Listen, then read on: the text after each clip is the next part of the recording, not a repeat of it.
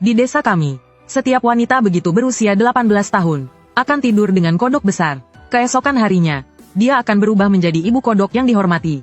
Setelah menjadi ibu kodok, kulitnya segera berubah. Bengkak akan muncul, dan jika dibelah akan mengeluarkan banyak nanah kuning.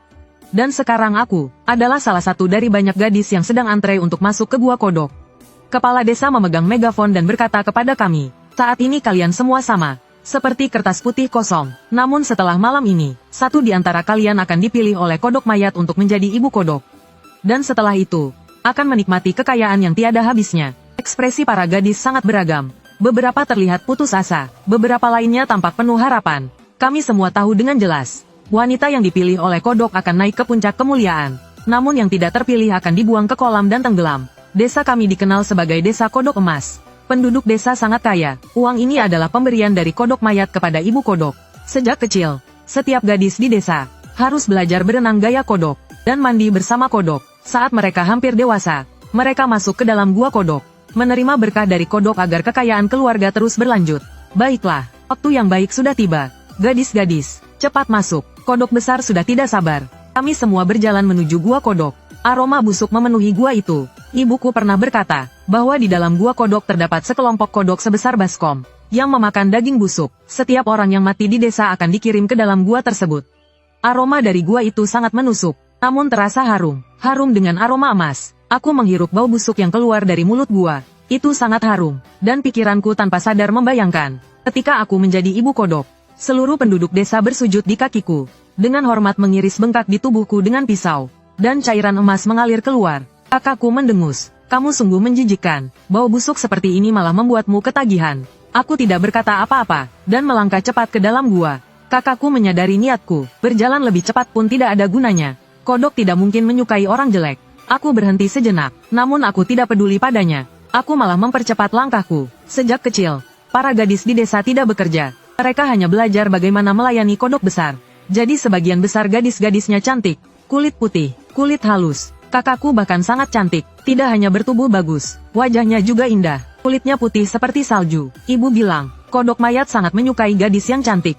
Karena itu, ada kemungkinan besar kakakku akan terpilih menjadi ibu kodok. Ibu berkata, kodok mayat sangat kuat. Di jalan, kakakku menutup mulut dan tertawa cekikikan. Namun aku tidak percaya, kodok itu bukan manusia. Seberapa kuat dia bisa menjadi ibu kodok tidaklah mudah. Langkah pertama adalah tidur bersama kodok. Langkah kedua adalah meminta berkah kodok. Ibu pernah berkata, dulu hampir saja menjadi ibu kodok. Namun saat tahap meminta berkah kodok, dia tidak tahan dan menangis. Kodok besar pun tidak menginginkan ibu. Ibu menjadi bahan tertawaan seluruh desa. Semua orang menertawakan ibu, sebagai seseorang yang tidak berguna. Mereka mengatakan ibu sebaiknya mati.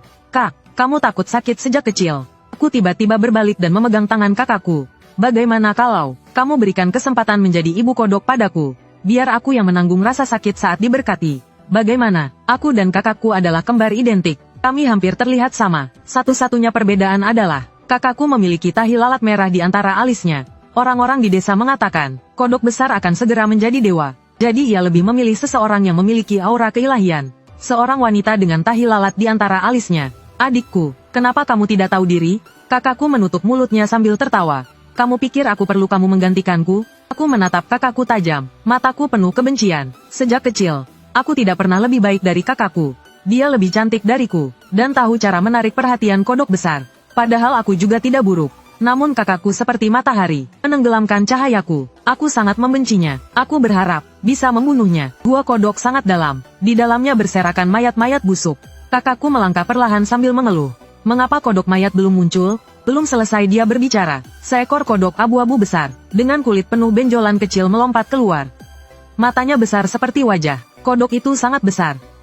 Perutnya bergetar mengeluarkan suara aneh. Tidak terlihat seperti kodok, melainkan seperti bangunan yang megah. Aku dan kakakku menjerit bersamaan ketakutan. Meski sejak kecil kami sudah terbiasa bersama kodok, namun melihat kodok sebesar itu, tidak bisa mengontrol rasa takut. Namun aku segera tenang, diam-diam mengangkat sedikit rokku, tapi kodok besar itu tidak melihatku. Lidah merahnya menjulur keluar, menggulung kakakku, lalu melemparkannya ke punggung kasarnya. Kebencian mendidih dalam hatiku. Aku mengepalkan tinjuku erat-erat, ingin sekali memiliki pisau di tanganku. Aku ingin merusak wajah cantik kakakku, ingin memotong tubuhnya yang indah menjadi potongan-potongan kecil. Namun aku tidak bisa. Kodok besar itu melompat, lalu menghilang ke dalam gua yang dalam. Segera, aku mendengar suara tangisan kakakku. Aku tidak bisa menahan sedikit harapan. Berharap kodok mayat bosan, dan tidak menginginkan kakakku lagi. Tapi aku menunggu sangat lama.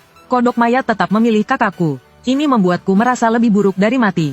Kakakku dipilih oleh kodok besar. Dan, dia akan segera menjadi ibu kodok yang penuh nanah dan emas. Tapi aku sangat tidak terima. Orang-orang di desa mengatakan, kodok besar adalah makhluk seperti dewa. Namun, mengapa aku tidak bisa melihat itu? Kakakku tidak layak menerima berkah. Aku tahu, kami hanya pelengkap. Para gadis lainnya mulai menangis. Apa yang harus kulakukan? Aku sungguh tidak ingin mati. Malam ini, akan menentukan hidup atau mati kami. Jika para gadis tidak terpilih oleh kodok mayat, sebagian besar akan tenggelam di danau.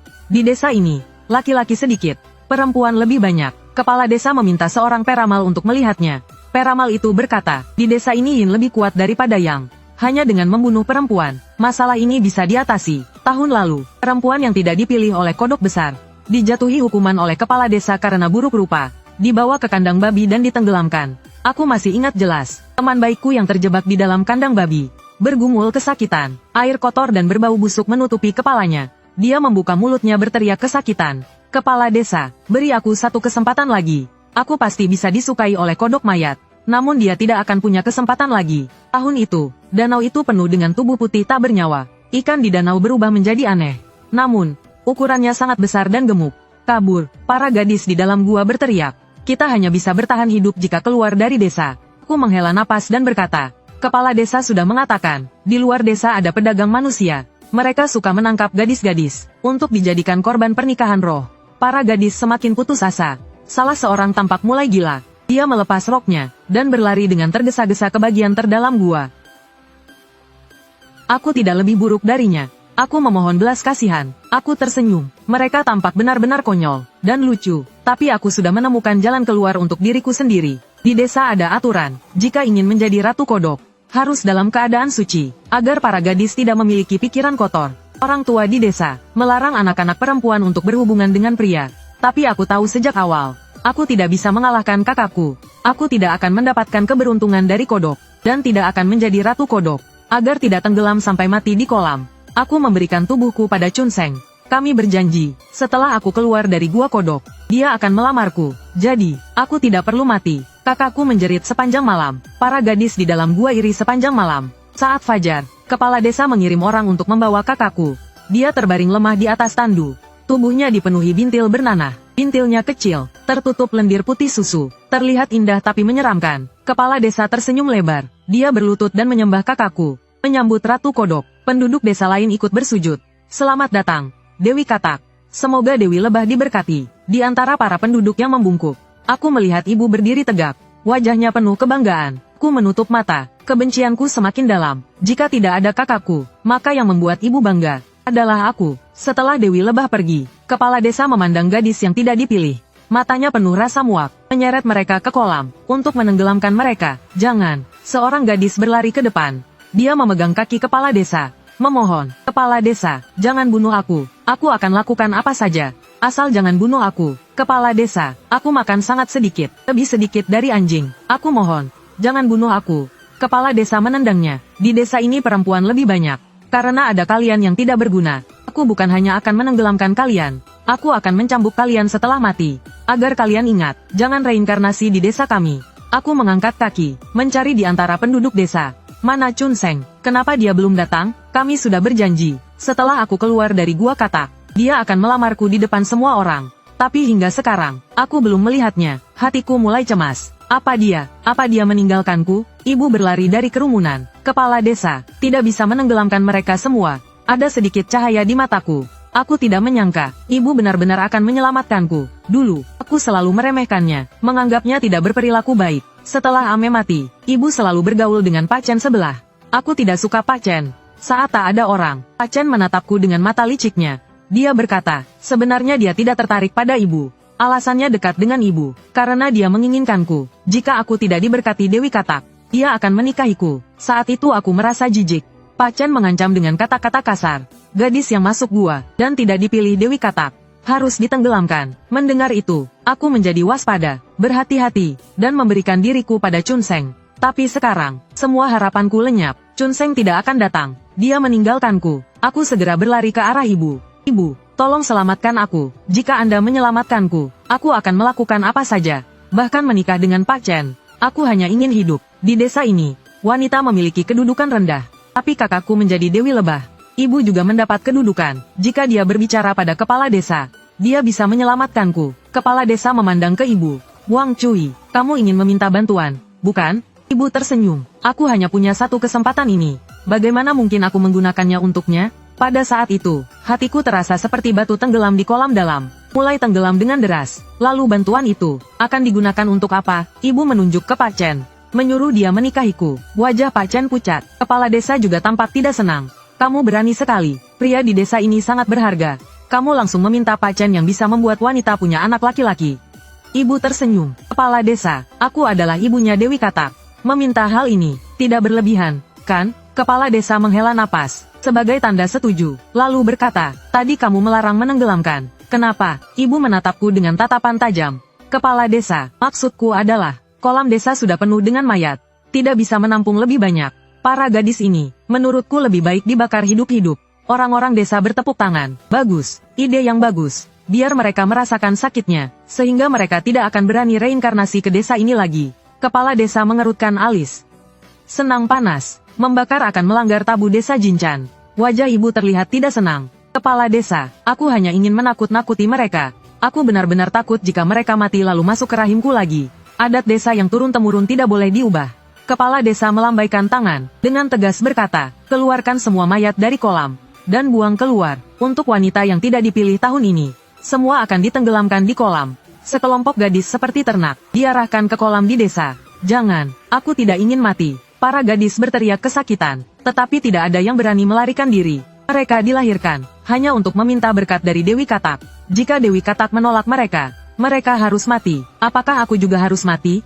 Pada saat ini, aku benar-benar sadar, di hadapan kecantikan mutlak, semua rencana dan taktik, tidak ada artinya. Sekarang aku hanya menyesal. Menyesal karena keraguanku, tidak membunuh kakakku. Jika kakakku mati, aku yang akan dihormati sebagai Dewi Katak. Saat aku benar-benar putus asa, tangan yang kuat dan kokoh menggenggamku. Mata hitam pekat Dongsheng menatapku. Qiuyu, apakah kamu mau ikut denganku? Dia adalah adik Chun Seng, namun wajahnya sangat berbeda dengan Chun Seng.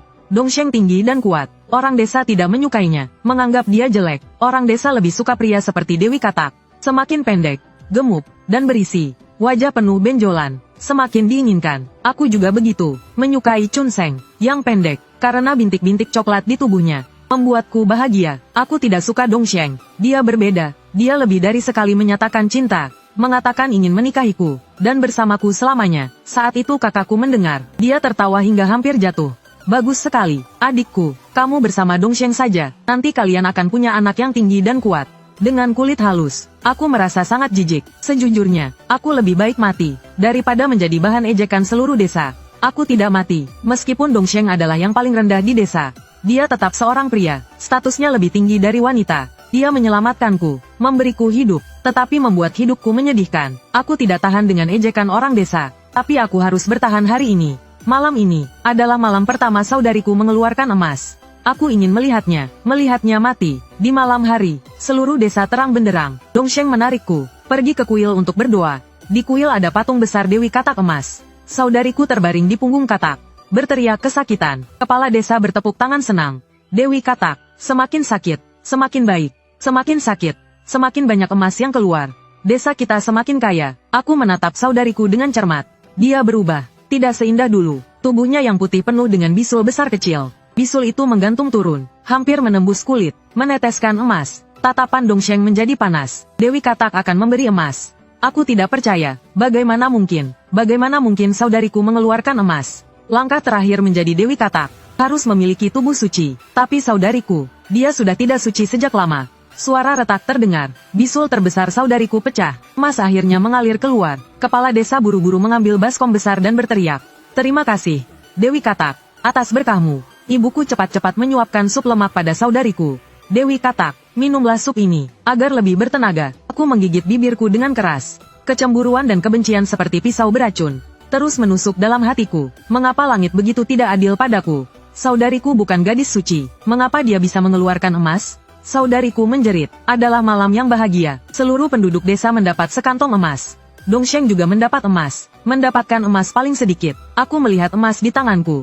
Merasa ada yang aneh. Biasanya emas terasa berat. Tapi sekarang, emas dari tubuh saudariku terlihat seperti dilapisi air. Goyang-goyang. Dongsheng tertawa jahat. Emas ini baru keluar dari tubuh Dewi Katak. Belum padat sepenuhnya. Besok, emas akan padat. Aku tertawa gila. Tertawa sangat bahagia. Belum pernah aku sebahagia ini. Aku tahu, kecantikan saudariku akan membuatnya menjadi Dewi Katak. Jadi, aku biarkan dia dinodai, meskipun dia disukai Dewi Lebah. Akhirnya dia akan berakhir dengan Nana Emas. Hahaha, saudariku, kamu